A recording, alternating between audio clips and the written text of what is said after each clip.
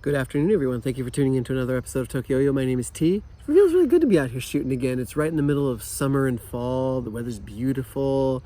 There's no more crazy mosquitoes around. It's really, really nice. So this won't be really a regular thing, but I'll try to do it when I can.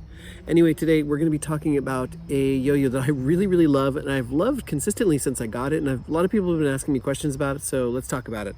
Today we're going to be talking about the CLYW Akita. So first things first, let's take a look at the Akita up close.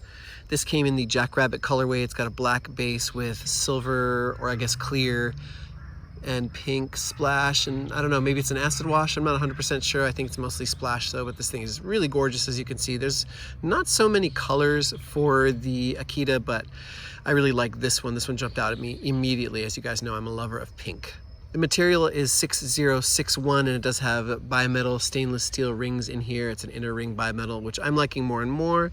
So you can do stuff like palm grinds and finger grinds without worrying about making contact with the rings.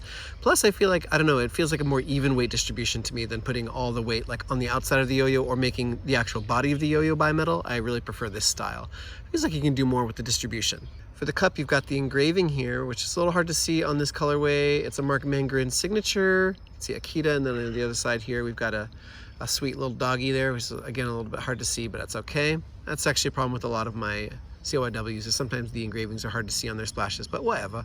As far as profile shape, this is pretty similar to the Manatee for anybody out there who's familiar with that yo-yo. That's Riccardo Ferlini's signature with CLYW. I really like the Manatee. It's one of my top 5. I do believe this is basically a bimetal version of the Manatee, at least that's my feeling. I do think this is a little bit more sloped going from the bearing up to the rim, especially this central part here. This part is a lot more rounded off. At least it feels like it to me. It's less angular.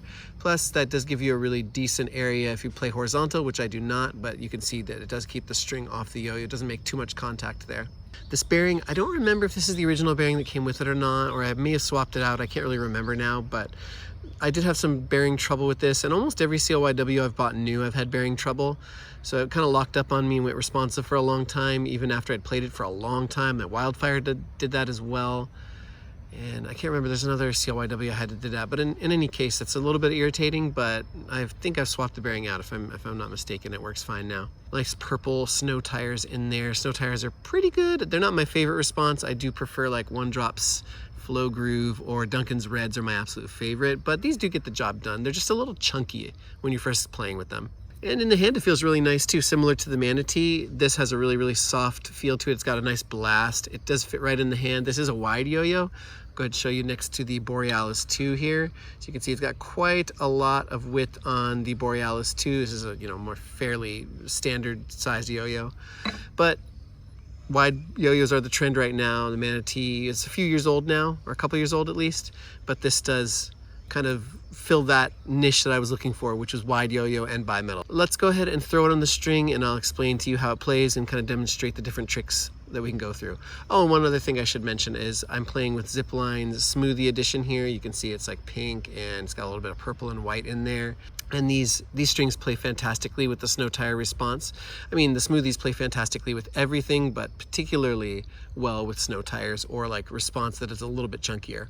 Since you've got the nylon with the polyester here, you just get that really nice snap and you get really, really soft, and it's really, really soft on the hands too. Plus, I feel like the pink matches really nicely with the yo-yo.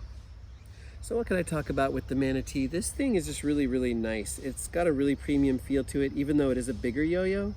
It's kind of a little bit wider and chunkier. It doesn't play like that. It plays really, really nimbly, especially if you're like me and you think the Manatee and the Akita are similar. When you get them and you play them back to back, you can really feel that the Akita plays with a lot more speed than the Manatee does. And I'm not a speed player, but you can definitely push it a little bit faster in transition, a little bit faster than you could on the Manatee, which is nice. And it depends on if you prefer that or not. Like, some people are going to prefer the more laid-back Manatee, and on some days I do prefer the Manatee for being a little bit slower and a little bit more easy to control. Yikes. But generally, I really, really like the Akita. It's got that bimetal feel to it. So it's got tons of power. You can see there, like, even after I do some tricks, it still comes back really, really hard. It flies off the string really nicely when you throw it.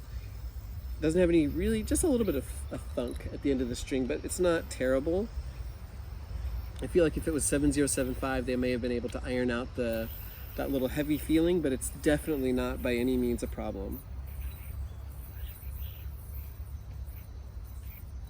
Show you some whips and slacks here. Hidemasa hook, no problem. Brent Stoll, first try, nice and wide.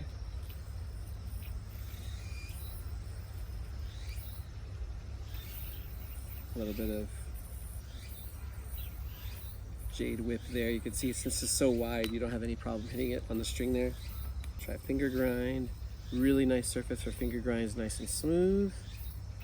Really long grinds on this. Doesn't make too much contact with your finger, which is nice.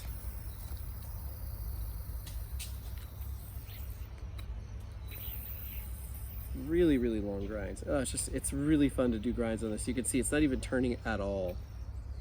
Like some yo-yos, you have to maintain the grind for a long time. You have to kind of figure out its balance and figure out how to not turn your hand too much, but not so with this one. You can just grind and grind and grind. No problem. For regens, this thing's really nice. You can see it just rolls right off the string. You do have to be a little careful since it's got so much power. You might expect it to come back and not have any juice left when you're doing a regen, but this thing does come back at you with a lot of power. So you can see there, I was expecting it to be a little bit more controlled, but it's okay. You just have to be ready for it. Since it's a little on the wide side, some people might have some trouble hitting certain tricks, but I think it does well for just about everything. Eli hops, of course, with a nice wide yo-yo.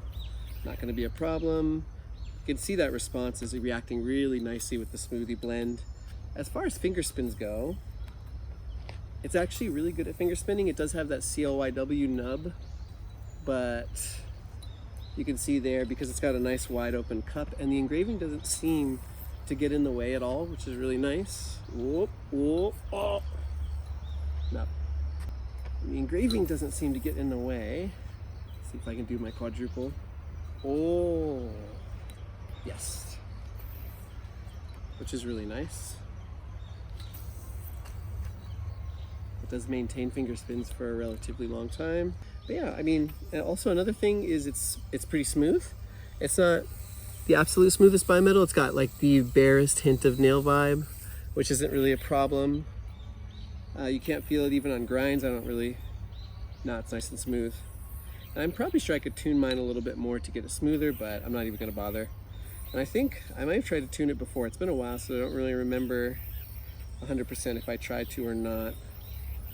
Whoop, that was sloppy. Let's see if I knew my suicide. Oh, almost hit it. It's because the sun is right in my eyes. Right when I'm supposed to catch it, that's not gonna happen. But I do like how nicely it regens. Even if I'm still a bit sloppy at it, it does a nice job at handling it. Yeah, you can see the tension hook there. Not an issue because of that width. But if I was to kind of look at something that I thought was special about it, I think the width is really special because it has that nice wide shape. It's got a nice comfortable profile. It's super powerful, so if you wanted a manatee, but you feel like it doesn't really have a lot going on in the power department, or you need something more competition, or you need something a little bit more performance-based, you know, if you go to tournaments or something like that, then, you know, the Akita may be more your style. I do like it because it has more spin time. See, that was really sloppy. That was not the yo-yo's fault. If you do want more spin time, you know, if you're going for like new tricks or something, then you're gonna be fine. But as you can see, like, it does everything that I'm able to do, so that's really nice. The blast is really good. I really like the color. I guess it does thumb grinds too. Didn't really ever try it. I really tried a thumb grind. Let's see. Oh yeah, you're good on thumb grinds. Yeah, I think that's all there is about the Akita. I think it's really nice. The only thing you'd need to really worry about with the Akita is the price tag. It is one of those CLYWs that's well over $100. I don't know how much it is in the States, but here I paid like $130, $40, or 130 or 140 for it. So that was a little bit sad, but it's one of those that I haven't really regretted. Like for context, the Wildfire is around the same price. It's a 7075, and I didn't like that at all. I had a lot of bearing troubles, and I just didn't like the shape or the performance of it. And I ended up trading or selling that pretty quickly, but the Akita has kind of stuck with me for a while. Not just because it's wide, that is a really nice thing I like about it. I do like wide yo-yos. They're more comfortable in my huge, enormous, monstrous hands. But I really like the color. I like Mark Mangren's style. I barely talked about that. It's his signature yo-yo. He's a pretty interesting player from CLYW, and it's funny because he's more like of a tech player, I guess, as far as the videos I've seen.